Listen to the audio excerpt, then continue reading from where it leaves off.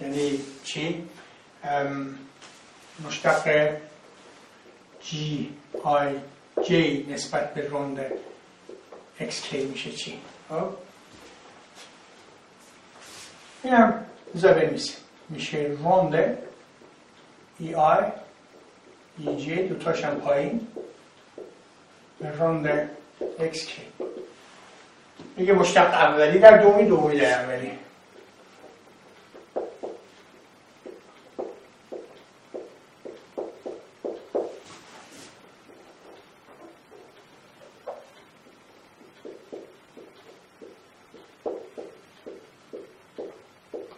درست؟ این میشه چی؟ روند ای آی به روند ایکس کی میشه گاما، آی پایین کی پایین، پس میشه ام. نهایتاً این میشه چی؟ ای ام ضرب داخلیش میشه با ای جی. درست؟ و علاوه ای آی این میشه چی؟ دوباره گاما جی کی ام ای ام. طبعا چون این برداره اینا ضرب داخلی هست، این هم ضرب داخلی. حالا این میشه چی؟ میشه گاما ام آی کی میشه چی؟ جی ام جی و علاوه این که عدده میشه گاما ام جی کی، این میشه چی؟ جی آی. درست؟ چیز خاصی نیست، فقط خواستم به دست بیاریم، میتونیم اینم به دست بیاریم چون خواهید دید که چندان استفاده نمی‌کنیم، چیزای دیگه ای هست که استفاده کنیم، ولی به هر حال الان دیگه میدونیم که روند جی آی جی نسبت به روند ایکس کی میشه به این شکل. منتها یادتون باشه این در این موردها که صحبت میکردیم ای وکتور بود، الان این وکتور نیست. این چیه؟ این ماتریس رنگ دو، ولی عدد در هر نقطه یه عدده. عدد عدد عدد عدد عدد عدد جمعش دوباره میشه چی؟ عدد. این معلومه چون یه عدد در هر نقطه‌ای روی منیفولد مشتقم بگیریم یک عدده، بس باید بشه چی؟ عدد. اینو من فعلا به دردم نمیخوره، ولی بعد نیست که یادمون باشه. حفظ کردنش هم مشخصه. آی جی کی پایینه، آی جی کی پایینه، ام و ام. دوباره آی جی کی پایینه، ام و ام. فقط جاشون عوض میشه که میام. لازم زیاد وقت روش بذاریم. فعلا همینو داشته باشیم که میخوام برم بحث مهمتری داشته باشیم.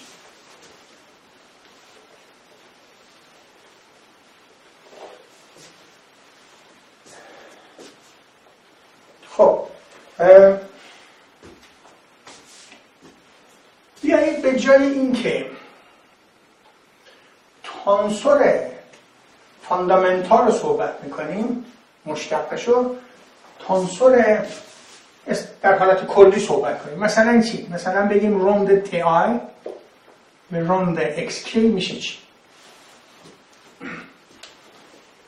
بذار اینو صحبت میکنیم به جای اینکه اینا بردار بودن، درسته؟ ولی این بردار نیست. تی آی چیه؟ کامپوننت تانسور ما هست، کامپوننت ما هست که اینو ما کنتراوریانت کامپوننتشو نوشتیم. ببینیم مشتقش میشه چی؟ یعنی چی؟ یعنی اگه من در اینجا یه چیزی داشته باشم، یه برداری فرض کنید داشته باشم، مؤلفه تی1 اینو داشته باشم، خب میخوام ببینم در این نقطه مؤلفه تی1ش، میخوام ببینم وقتی حرکت میکنم مثلا در امتداد این در نقاط مختلف این تی1 چطور تغییر میکنه، خب در این کوردینیت. و این که آیا این تغییری که میکنه نتیجهش خودش تانسور هست یا نیست؟ مثلا اینجا صحبت نکردم که نتیجه این تانسور هست یا نیست. به نظر شما هست یا نیست؟ الان ای آی و ای آی بالا دوتاشون هم تانسور هست، درسته؟ این چی؟ این نتیجه این چی؟ این هم تانسوره؟ یعنی آیا این تانسوره یا نه؟ خب ما میدونیم که این تانسور نیست، این تانسوره. تانسور نیست، تانسوره.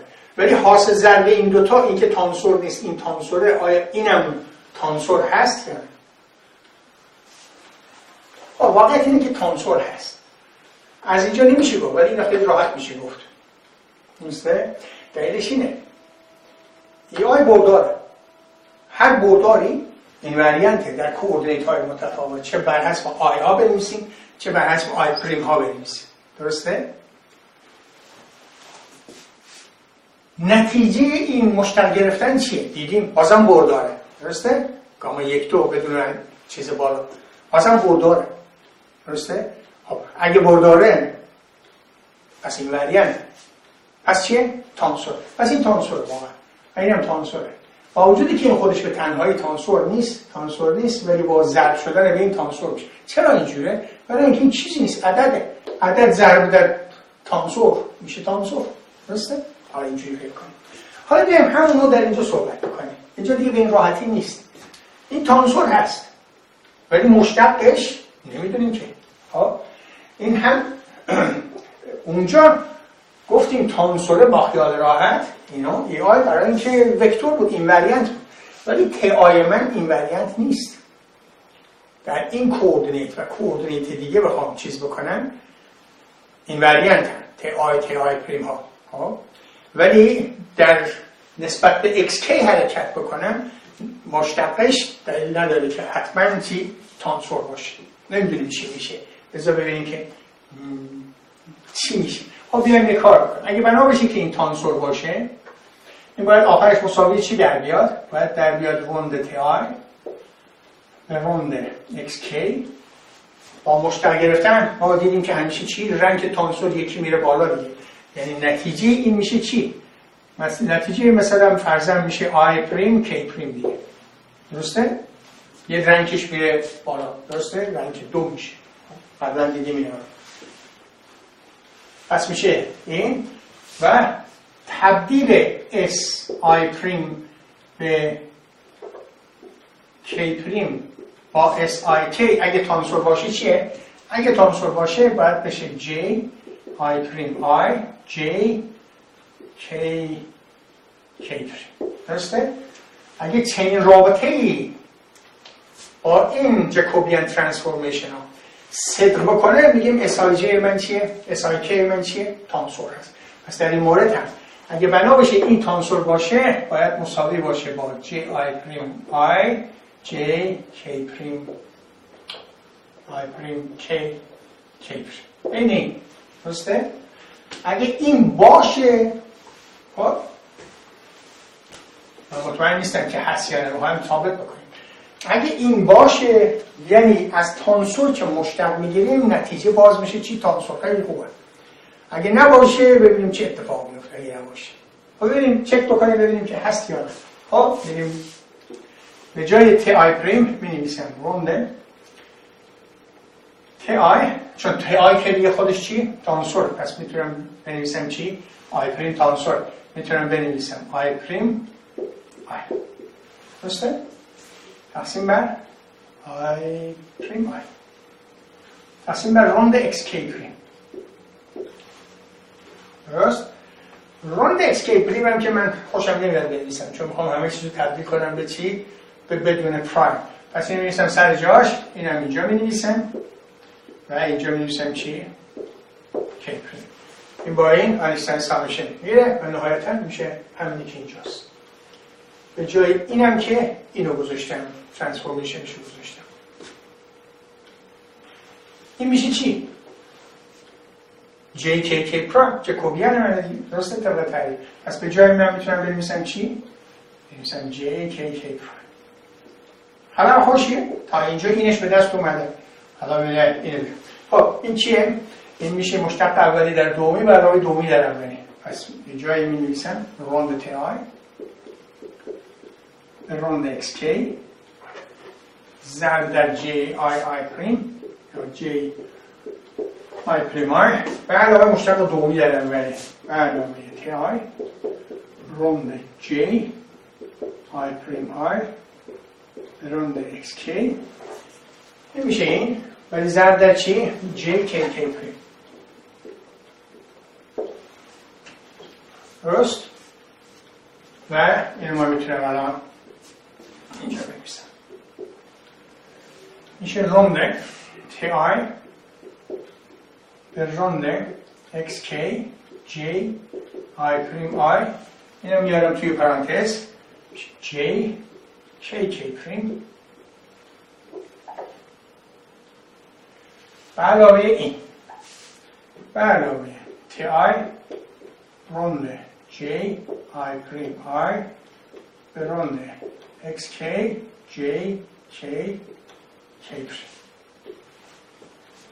درست؟ حالا اگه دقت بکنید میبینید که این قسمت بنویسم، این قسمت همین یکی اینجاست. یعنی اگه این جمله که اینجاست نبود، صفر بود، نبود، اون موقع چیه؟ میتونستم بگم که مشتق تانسور من تانسوره. درسته؟ ببین این همینه دیگه، این همینه بدون پریم ها. این هم که جکوبیان است بر حسب اون قاعده‌ای که مطالعه کردیم. پس اگه این نبود آره میتونستم بگم که مشتق تانسور چیه؟ تانسور. ولی بودن این اشکال ایجاد کرده چون قانون ترانسفورمیشن اون نیست. یه چیزی اونجا چی؟ فضولی میکنه.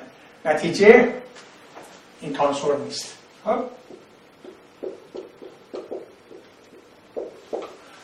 مشتق تانسور نیست. خبر حالا بگم خوشی نیست هر چی، ولی به هر حال درد زر آفرینه. کاش حالا میگم برای اینکه کارامون راحت تر میشد کاش مثلا تانسور میشد، ولی خب قانون طبیعته نگران نباش. خوشبختانه تانسور نیست، با نباید هم میشد، طبیعت نمیذاره تانسور باشه. خیلی خوب اینم یاد گرفتیم که این تانسور نیست. درست شد؟ مشتق در این مورد تانسور بود، خب اون تانسور نیست. این ای آی بالا با تی آی چه فرقی داره؟ تفاوتش چیه؟ میشه که این برداره، اون بردار نیست. بردار خودش این وریانته، درسته؟ این وریانته و چی؟ تانسوره. مشتقش هم چیه؟ تانسوره. ولی این اگه تانسور نیست برای اینکه تی آی من از کامپوننتی به کامپوننت دیگه درست خودش تغییر نمیکنه، ولی الان ثابت کردیم که مشتقش تغییر میکنه از کوردینیت به کوردینیت دیگه. اینم از این که نه خیلی مهمه. اینجا بنویسم که رونده تی آی به رونده ایکس کی بنویسم not تنسور. ولی اینا چی هم؟ اینا دیگه جا نیست بنویسم، تانسوره not تنسور.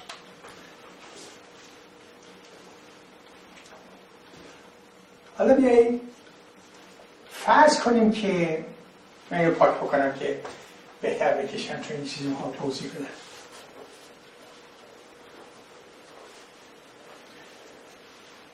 فرض کنیم که یه منیفولدی رو داریم، فرض کنیم کره زمین تجسم بکنید هرچی، یه منیفولد اینترینزیک جیومتریه، تکرار میکنم که یه موجودی روی این منیفولد حرکت میکنه و مثلا در این مسیر این هم منیفولد ماست. یه موجود اینجوری داره حرکت میکنه، میخوایم اینو ما مطالعه کنیم. ما کجاییم؟ ما به خود منیفولدیم. اینترینزیک جیومتری یعنی ما روی خود چی؟ همون منیفولد. میخوایم اینو چی؟ مطالعه کنیم. کوردینیتی رو می‌نویسیم، انتخاب بکنیم و حالا کوردینیت من فرض کنید که اینجوری باشه. یا اینجوری باشه یا افغانی باشه. هر دوتا رو من فعلا اینجوری میکشم، شما بدونید که ما هر دوتاشو میتونیم انتخاب کنیم که مطالعه کنیم. فرض کنیم که یه برداری اینجا هست که برای این شخص که حرکت میکنه و این مسیر رو پارامترایز کرده با اسم اون منحنی ما فعلا گوا بذاریم. یه برداری در این منیفولد هست که برای این اهمیت داره و فرض کنیم که این بردار اینه. چیه؟ اصلا مهم نیست این چه برداریه. بردار یه نیرو باشه، بردار هرچی، مثلا فرض کن بردار چیه؟ گرانش باشه، گراویتی باشه. خب یعنی بردار جی من باشه. یادتون هست اگه در یه میدان گرانشی حرکت کنیم بردار جی میتونه چی؟ واقعا یه میدانی رو، یه وکتور فیلدی رو درست میکنه. در این نقطه اینه مثلا فرض کنید که اینجا اومده شده این اینجا اومده شده این، فرض کنید در این نقطه دوباره اینه و مثلا در اینجا اینه. خب تغییر بکنه در روی منیفولد از یه نقطه به نقطه دیگه تغییر. درست؟ این بردار رو اسمشو بذاریم چی؟ می‌ذاریم الان بذاریم و. و نه دوست ندارم. بنویسیم بردار خیلی ساده.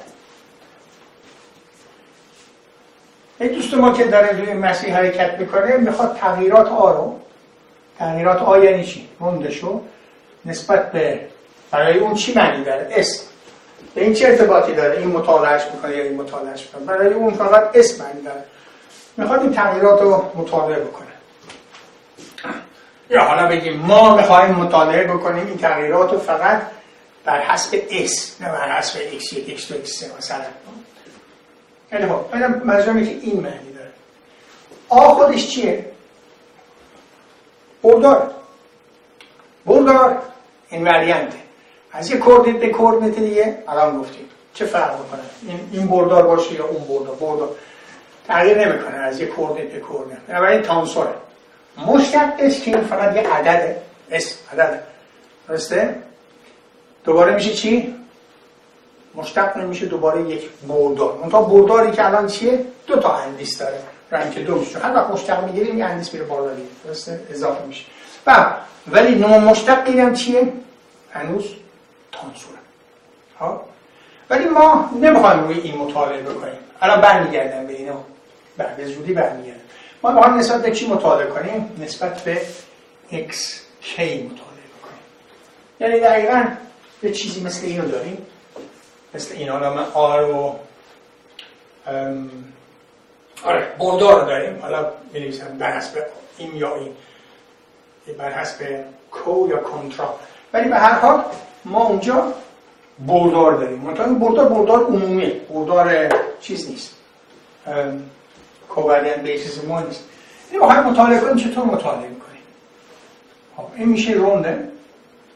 به جای A من می‌نویسم بر حسب کوردینات ها. من بخوام مطالعه کنم بر حسب کوردینات ها مطالعه کنم. حالا فرض کنیم که بر حسب کوواریانت بیسیس ها مطالعه بکنم. درسته؟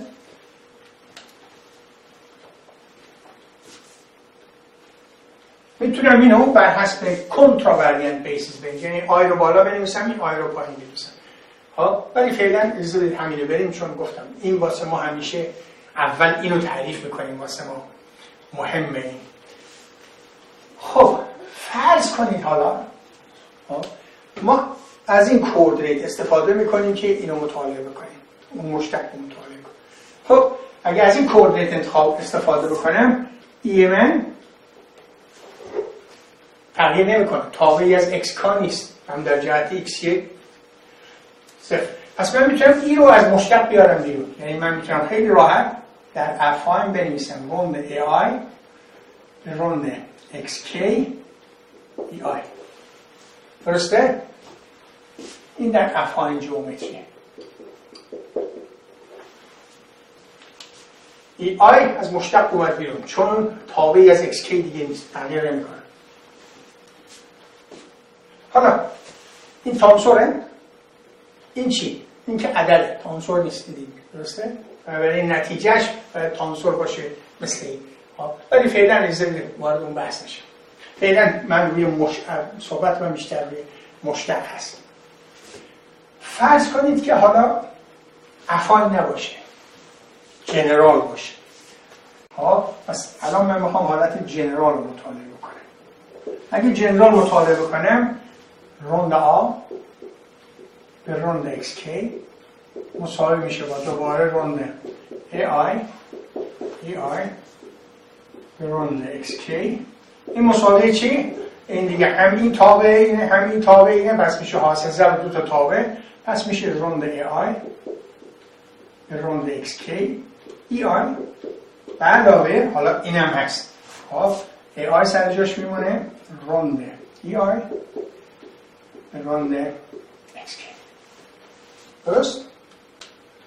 اینجا این صفر. چرا صفر بود؟ چون ای آی من نسبت به xk تغییر نمیکنه در این حالت. ولی در این حالت تغییر میکنه، در حالت جنرال تغییر میکنه. این در حالت جنرال این صفر میشه در افعال. خب من این ساده ترش میکنم. اولی رو می نویسم روند AI، روند XK EI و ادامه AI رو می نویسم، ولی به جای می نویسم چی؟ کریستوفل سیمبل می نویسم. خب میشه گاما I پایینه K پایینه، اینستان سامیشن میشه M اینجا، درسته؟ میدونم چی؟ M اینجا بر حسب این داشته. حالا من میخوام یه کار بکنم، میخوام اینو خیلی شبیه این بکنم. بنابراین اینجا ای آی دارم، اینم ای آی میکنم با همون کلکی که زدیم. چیکار میکنیم؟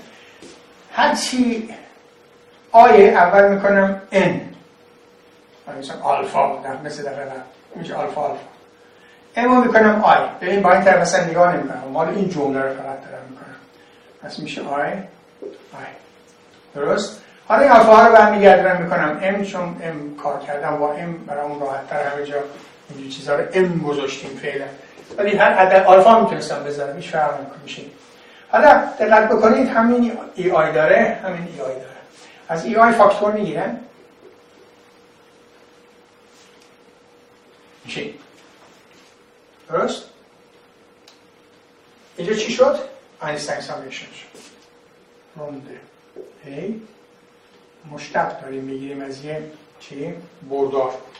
از یه بردار داریم مشتق میگیریم. اگه جایی این صفر باشه، یعنی کریستوفل سیمبل ما صفر باشه، این مشتق میشه همین مشتقی که در دبیرستان یاد گرفتیم. این چیزی که در دبیرستان یاد گرفتیم بهش میگیم چی؟ میگیم پارشال دیفرنشیال دیگه. اپراتور پارشال دیفرنشیال چیزی که ما در دبیرستان یاد گرفتیم تا امروز هم ازش استفاده می‌کردیم. چرا؟ چون اکثرا ما در دبیرستان اینا از چیزی که استفاده می‌کردیم کوردینیتایی که استفاده می‌کردیم افغان کارتزیان بود. خب پس اونه.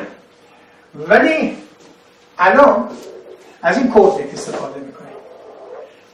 به خاطر استفاده از اون این اومده اینجا. پس اگه این صفر باشه یعنی چی؟ یعنی این تبدیل شده به این، یعنی در حال با این مطالعه می‌کنیم. وقتی این صفره این تبدیل میشه به هم، یعنی مشتق من تبدیل میشه به پارشال دریوتیو. وقتی صفر نیست مشتق من پارشال دریوتیو نیست، هست ولی به علاوه یه چیز دیگه. درسته؟ اگه با این بخواید مقایسه کنید اجازه بدید اینو یه اسمی بذاریم روش. اونو چطوری؟ مثلا معمولا اینو اینجوری می‌نویسن. معمولا در کتاب‌ها یا چیزا برای راحتی کار این اینجوری می‌نویسن روند K ای آی. حالا ای آی هم سر جای خودش. اینو به جای این می‌نویسن معمولا. با این رو هر کی به این نگاه بکنه، قبلا هم دیدید در نسبیت خاصم من این استفاده می‌کردم در فور وکتور، یادتون است. هر کی اینو ببینه می‌بینه که معنیش، می‌دونه که معنیش هست روند این به روند XK. درسته؟ بس حالا اگه با اون من بخوام مقایسه بکنم که شبیه اون یه چیزی بنویسم، به جای این می‌نویسم این علامت دل پایین مثل گریدینت مانند شبیه اونه دیگه، دل پایین منتها مشتق نسبت به K می‌نویسم که K عین اون ای آی. این هم سر جای خودش. این جایی کار مشتق رو میکنه دیگه، کار اینو میکنه. حالا اگه کوردینیت من افاین باشه به جای اینو میذارم. اگه افاین نباشه باید این استفاده کنم. تفاوتش چیه؟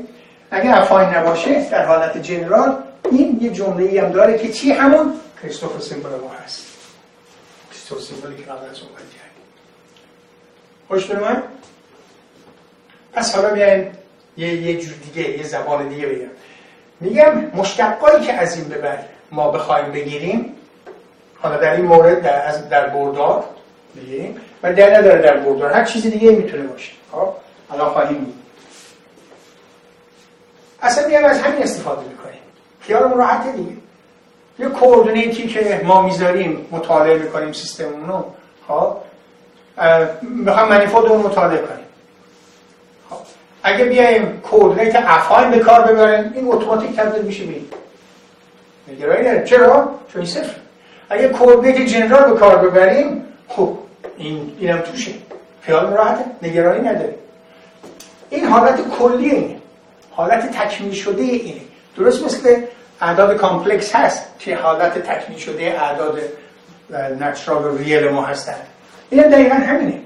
از این به بعد ما بخوایم منیفولدمون رو مطالعه کنیم به جای مشتق پارشال دیفرنشیال اینو استفاده کنیم. این مشتق هم اسم گذاشتن روش، بهش میگن کوواریانت دریوتیو.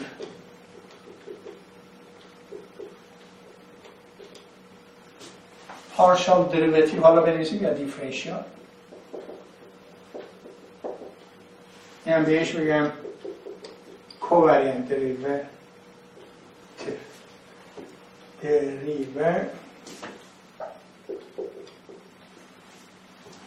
دریوتیو درسته؟ اسم دیگه. پس از این به بعد ما وقتی منیفولد رو مطالعه میکنیم مثلا چشمون رو ببندیم، خب کوواریانت دریوتیو میذاریم. حالا اینکه این کوردینیت هست یا این کوردینیت هست اصلا اهمیت نداره، خیالمون راحته. ها هرچند ما میدونیم که اگه سطوحی باشه که انحنا داشته باشه به اجبار اینو داریم، پس هیچ نگرانی نداره. پس در معادله‌ای که ما دنبالش هستیم، خب که معادله میدان که جلسه اول دوم من با زبان خیلی ساده در حالت کلی به دست آوردم براتون نشون دادم، در اون معادله دیدیم که چی؟ مشتق داریم دیگه، مشتق فای داشتیم. حالا اونجا فای کمیتی مال فیلد رو مشخص میکنن، ولی مهم نیست. اون مشتقا رو ما دیگه از این به بعد برای اینکه ممکنه منیفولد ما انحنا داشته باشه بهتره با خیال راحت از کوواریانت دریوتیو استفاده کنیم به جای چی؟ به جای پارشال دریوتیو. این نتیجه بسیار مهمه که بعد از این که انیشتین در سال 1912 گروسمن میگه که برو دنبال اینا، مقالات در اختیارش بیزاره و شروع میکنه اینا رو یاد گرفتن، تا این جا بیفته خودش یه مدت زیاد رو نمیدونم، هر عددی بگم از خودم دارم میگم، مثلا بگه 1 سال اضافه وقت میبره که تا این مفاهیم جا بیفته. خب اینم از این نظر میگم که توی اون سخنرانی‌هاش و نوشته‌هاش هست که مسئله این کوواریانت دریوتیو تا جا بندازه برای خودش طول می‌کشه. متوجه است که تا وقتی که این کار نکرده معادلات کار نمی‌کنن. الان چیش کار نمی‌کنه بعداً خواهیم رسید، زوده. ولی معادلات کار نمی‌کنه یعنی با واقعیت فیزیکی جهان توصیف جور در نمی‌اومد، توصیفی که می‌کرد. قبل از اینکه من ادامه بدم من یه چیزی بگم. این کلمه کوواریانت دوباره خودش رو نشون داد. این کوواریانت هیچ ربطی به این کوواریانت نداره، اینکه این پایینه اون بالاست نداره. این کوواریانت ارتباط داره به اصطلاحی به اسم کوواریانس که انیشتین به کار میبره توی مقالاتش و توی سخنرانیش. اونم وقتی که میخواد بگه که قوانین فیزیک از یک کوردینیتی به یک کوردینیت دیگه باید چی؟ باید یکسان باشه. تغییرات کو باید باشه، کوواریانس باشه. این اصطلاح اونه. بعدن باز وقتی چیزای ریاضی رو تموم میکنیم وارد نسبیت میشیم، این کلمه رو، این اصطلاحی رو که انیشتین به کار میبرد و بیشتر درک خواهیم کرد، بیشتر صحبت خواهیم کرد. بنابراین این کوواریانت برمیگرده به این کوواریانس، هیچ ربطی به بالا پایین نداره. یعنی چی؟ یعنی من اگه بیام به جای ای آی که کوواریانت بیسیس وکتوره و حسب کنتراواریانت هم بنویسم، آخرش الان این کار خواهم کرد، مشتقی که به دست خواهم آورد باز خواهم گفت کوواریانت. پس این کوواریانت فراموش نکنید که هیچ ارتباطی با اون کوواریانتی که قبلا خوندیم نداره. خب متأسفانه این کلمات کوواریانت، کنتراواریانت وارد شده و کسی هم نمیتونه دست از سر ولش بکنه چون دیگه حالا نگاه معتاد شدن. خیلی حالا بیایید من بذارید اینجا بنویسم. پس من میام یه دونه کوواریانت دریوتیو تعریف میکنم K خب AI مساوی میشه. حالا میتونم میام بنویسم TI که با این جور در بیاد. ها اسمش TI اینجا ما اسمش TI گذاشتیم.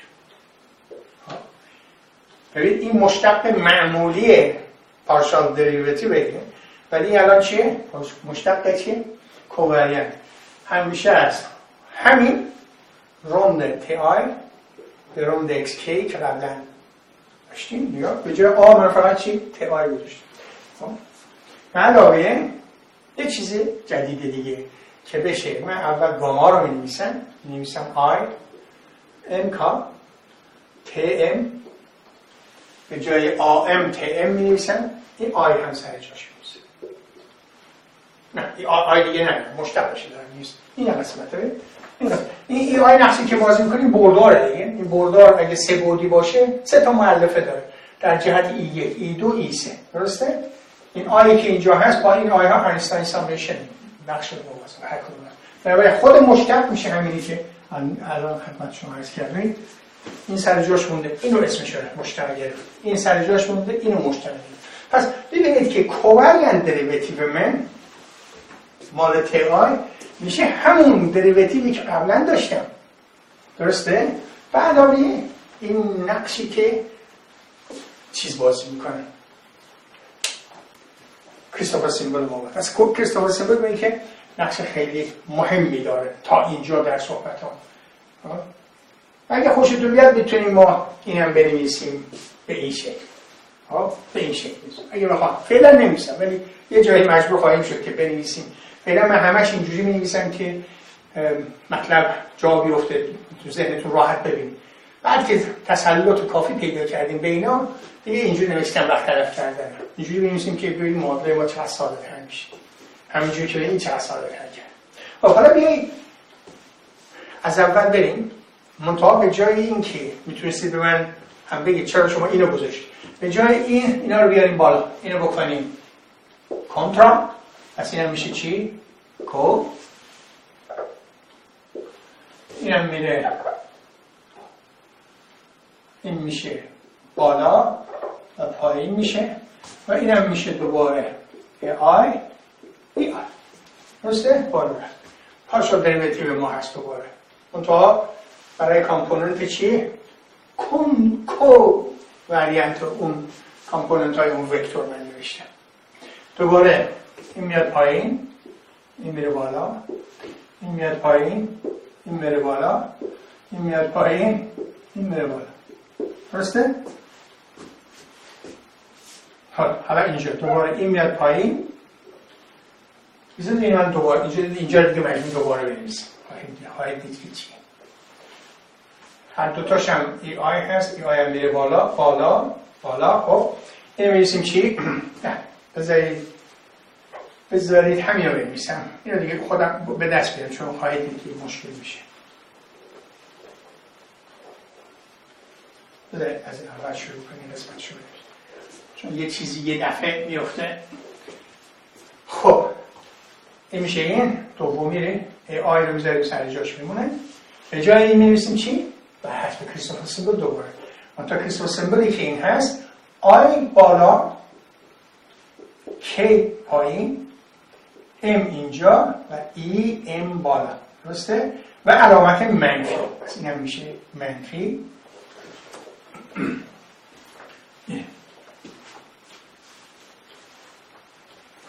حالا دوباره همین کار میکنیم اینو بخوایم یکی بکنیم اول این آی ها رو اسمشو میکنیم الفا اینا رو میکنیم آی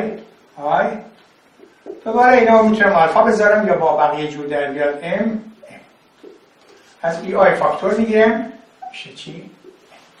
درسته؟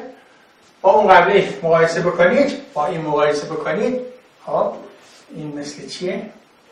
اینو بهش میگم کوواریانت دریوتیو دوباره اینو ببین پایین نوشتم من چون نسبت به xk وقتی پایین نسبت پایین نباید ببریم بالا بگیم چون اینجا رفت بالا اینم ببریم بالا اون وقت بشه مثلا به جای کوواریانت دریوتیو بگیم کنتراواریانت دریوتیو نداریم ها ما این رو استفاده میکنیم کوواریانت دریوتیو اسمش هست منتها کوواریانت دریوتیو رو الان اعمال کردیم به چی؟ به آی پایین این میشه این ای آی بالا هم سر جای خودش میمونه درست؟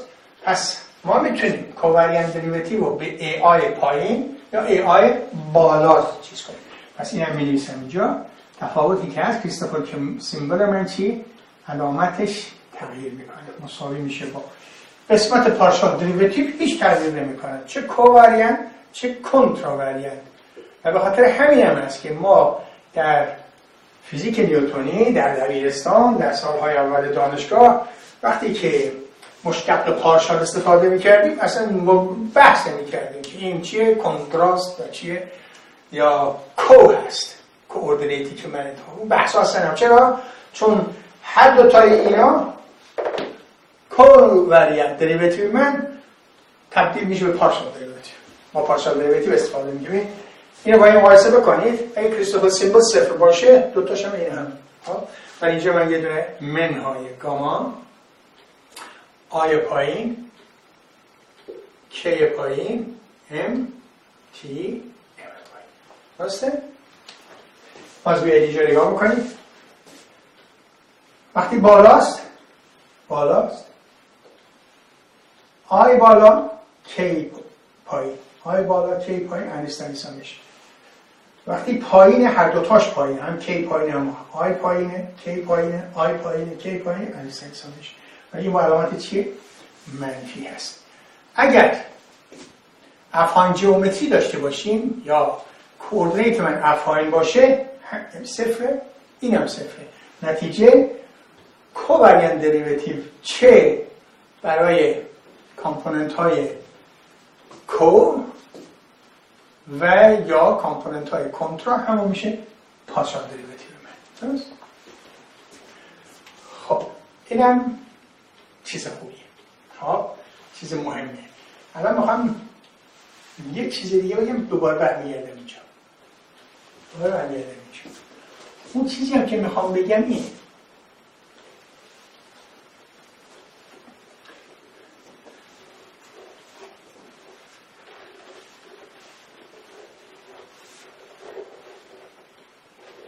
آیا کوواریانت دریوتیوی که ما به کار میبریم، الان ببینید که ما پارشال دریوتیو رو وقتی که استفاده کردیم روی تی آر نتیجه تانسور نشد. کوواریانت دریوتیو رو اعمال بکنیم چی؟ آیا نتیجه این تانسور هست برعکس این یا نه؟ خیلی مهمه. چرا مهمه؟ چون ما گفتیم از این به بعد در معادلاتمون با خیال راحت به جای چی؟ معادله اصلیمون به جای پارشال دریوتیو چی استفاده خواهیم کرد؟ وقتی بر حسب کوردینیت هامون صحبت میکنیم کوواریانت دریوتیو استفاده خواهیم کرد. حالا اگه کوواریانت دریوتیو ما وقتی اعمال میکنیم یه تانسور بشه نتیجه عالیه. کل معادله ما بر حسب تانسور میشه. بنابراین اگر در یک کوردینیتی صفر بشه در همه کوردینیت ها صفر. چیزی ایدئالی که ما دنبالش بریم. بنابراین برای ما خیلی ایدئاله که این که تانسور نشه ولی این تانسور بشه. چون ما که این استفاده نمی‌خوایم بکنیم، اینو می‌خوایم استفاده کنیم در معادله اصلی. ولی آیا تانسور هست یا نه؟ خب ما می‌دونیم که اولی تانسور نیست، اولین قسمتش که تانسور نیست. خب این چی؟ خب این تئنش تانسوره ولی این تانسور نیست. درسته؟ آیا مجموعه اینا تانسور میشه؟ بریم صحبت کنیم ببینیم که میشه یا نمیشه. خب همینجور که الان گفتن یه دونه اس آی داشته باشم، یه دونه هم تی جی داشته باشم. دیدید که ما اینو میتونیم بنویسیم با یه چیزی مثل آ، بنویسم چی؟ آی جی بنویسم مثلا. قبوله؟ میشه یه دونه تانسور رنگ 2 رو میتونم به حسب چی؟ اینجوری به تانسورهای رنگی 1 بنویسم. و همینجوری که الان گفتیم میتونم همین کار رو در مورد این بکنم. کی اینجا تی آی هست. میتونم اینو بنویسم یه تانسوری مثل آ کی آی. درسته؟ میتونم اینجوری بنویسم. حالا از این میخوام من استفاده بکنم. اگه بنا بشه حالا من اولی رو بنویسم. کی تی آی تانسور باشه یعنی کی پریم آی پریم، اون موقع باید چی باشه؟ کی تی آی جی کی پریم کی بخشید جی آی پریم باید اینجور باشه. درسته؟ باید این باشه. اگه این رو من بتونم به دست بیارم ثابت بکنم که این مساوی اینه، خیلی تانسوره، مشخصه این یه دونه رنگ 2 هست، این هم که یه دونه رنگ 2 هست، این هم همون جکوبیان های ما هست. درست؟ حالا به ثابت بکنیم ببینیم که میشه یا نه. خب بذار اینجا بمونه، فعلا من علامت سوال میذارم مثل قبلی، بریم دنبالش ببینیم که نتیجه چی میشه. خب اینو من میتونم بنویسم K پریم تی آی پریم مساوی میشه با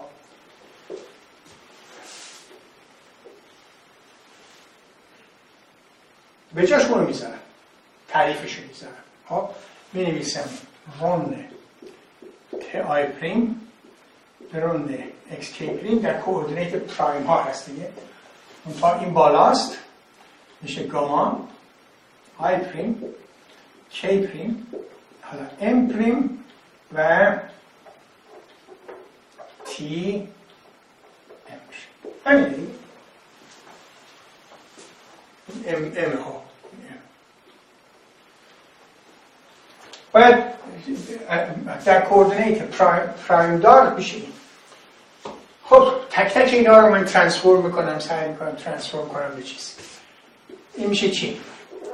رونده تی آی الان گفتیم جی آی پریم آی به رونده اکس کی پریمه میتونم بریسم رونده اکس کی رونده اکس کی به رونده اکس کی پریم. درسته؟ اینستاین سامیشن نهایتا میشه هم به جای تی آی پریم هم که اینو گذاشتم که مجازم رو بنویسم. چرا مجازم؟ چون تی آی پریم چی یا تی آی چی هست؟ تانسور هست. خودمون گفتیم که تانسور انتخاب کردیم تانسور. نمیونه برنامه گاما. خب گاما آی پریم کی پریم رو جلسه قبل نوشتم. الان تو حافظه هم نیست. اونجا ننوشتم که یادم بمونه. اجازه بدید الان بریم 4 می‌کنیم. می‌ذاریم اینجا و تی ام پریم رو می‌نویسم تی ام جی ام پریم. درست؟ اینو هم ترانسفورمیشن نوشتم. حالا میمونه این هم اگه من بنویسم جلسه قبل یادتون باشه ما اینو به دست آوردیم. خب گاما آی پریم کی پریم ام پریم مجبورم من دوباره بنویسم متاسفانه چون فراموش کردم. خب ما داریم اینو میگیم دیگه. درسته؟ پس میشه روند آی پریم ای آی پریم بالاست دیگه. درسته؟ ای آی بالاست کی ام روند ای آی پریم به روند کی کدومش در میزنم دارم این دنبال این هستم این ها روند آی کی ام میشه روند ای آی پریم بالا روند ایکس کی پریم بالا ای ام دیگه. درسته؟ روند ایکس کی پریم بالا که ببخشید معنی نداره ایکس کی پریم نخیر صورت ضرب در چی؟ ای ام پریم بالا ام پریم پایی. درسته؟ کسی قبل نوشتیم. خب اینا رو من میخوام تبدیل بکنم. اول یکی من دوباره بسیم وقتمون رو میگیره. خب من یک کار بکنم یه راهنمایی بکنم که این میشه چی؟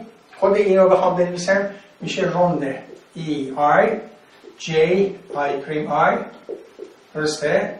به روند ایکس کی پریم هم میشیم روند ایکس کی دوباره روند ایکس کی به روند ایکس کی پریم به جای ای ام پریم هم می‌نویسیم ای ام جی ام پریم. درسته؟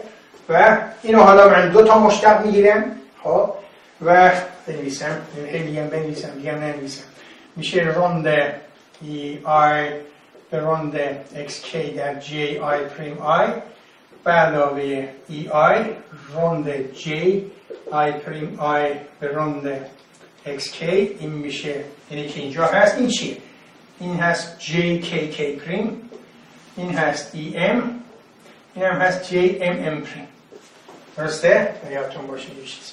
حالا گفتم اینا رو هم با بازی بکنید اینا و نهایتا دیدید که چیزی که اینجا به دست آوردیم این بوده. بنویسم میشه گاما آی کی ام جی آی پریم آی جی k پریم پای k j m پریم پای m به علاوه یه جمله‌ای بود. خب به علاوه یه جمله‌ای بود. خب من دیگه بنویسم می‌بینم که وقتمون داره تلف میشه. شما لطف کنید اونو خودتون بنویسید. بعد هم نیست بذارید این تمرینو نه جلسه قبل ما نوشتیم که خودی وقت می‌گیره.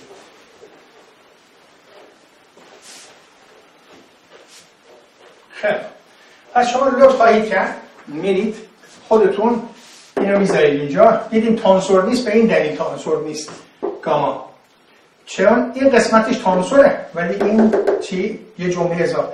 این جمله اضافه رو خودتون بذارید، ضرب و تقسیم بکنید، همون کارهایی که ما تا حالا کردیم با اندیسا بازی بکنید. بعد نیست، تمرین خوبیه، کم تمرین به شما میدم ولی اینو سعی کنید خودتون به دست بیارید. خواهید دید که آخرین چیزی که شما به دست بیارید این خواهد بود. من سعی میکنم اونو بنویسم.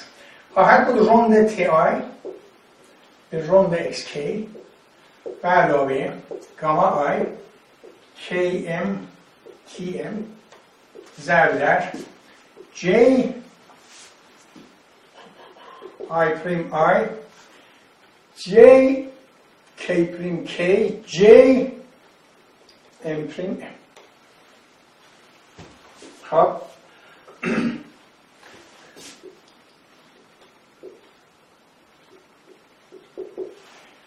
آخرش این رابطه رو به دست خواهید آورد.